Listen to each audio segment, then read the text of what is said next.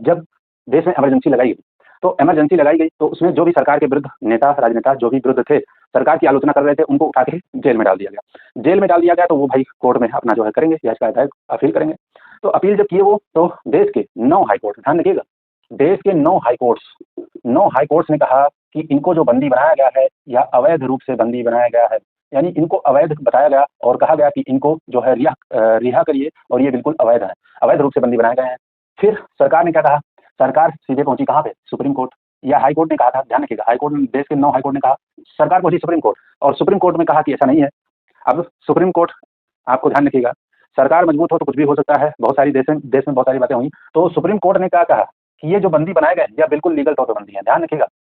यानी सरकार government of India के पक्ष में निर्णय देते हुए, समझ लीजिए, गवर्नमेंट ऑफ इंडिया के सामने सरेंडर कर दिया न्यायपालिका ने, वो भी सुप्रीम कोर्ट ने, देश के उच्चतम न्यायालय ने सरेंडर करते हुए कहा क्या? कहा कि ये बिल्कुल वैध तरीके से, यानी लीगल तौर पे ये बंदी बनाए गए हैं और इनकी कोई लीगलिटी, कोई इनलीगल काम नहीं, ये बिल्कुल लीगल तरीके से वैध बनाए गए, ध्यान रखिएगा। और यह एक केस ध्यान रखिएगा, उसी केस में यहाँ सुप्रीम कोर्ट का निर्णय आया था और उस केस का नाम मैं यहाँ लिख रहा हूँ, ADM ADM ADM Jabalpur, ADM Jabalpur versus versus क्या था आपका? शशिकांत शुक्ला। और यह 1976 का मामला था, 1976 का। और सुप्रीम कोर्ट ने इसमें कहा, क्या कहा? कि ये जो बंदी बनाया गया है बिल्कुल लीगल है। यानी यह न्यायपालिका का सरेंडर था गवर्नमेंट ऑफ इंडिया के सामने। यह भारत देश में सबसे बड़ा, न्यायपालिका के लिए सबसे बड़ा यह धब्बा है, उसके ऊपर अभी तक यह धब्बा है, बहुत कम लोग जानते होंगे यह बातें।